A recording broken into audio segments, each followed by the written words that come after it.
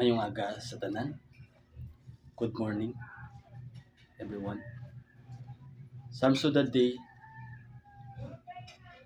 Psalms 23, verse 1 to 6. The Lord is my shepherd, I shall not want. He maketh me to lie down in green pastures. He leadeth me beside the still waters. He restored my soul. He leadeth me in the path of righteousness for his name's sake.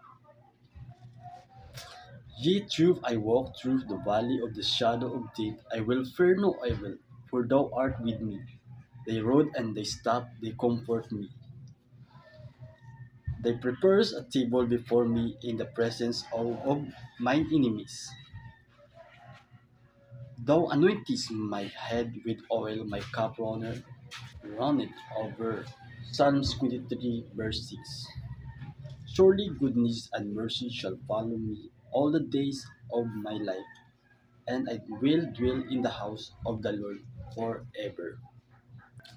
Ang Ginoo among aton pastor.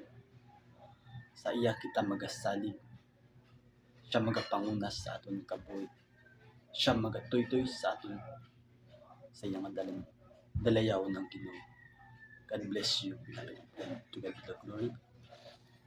Amen.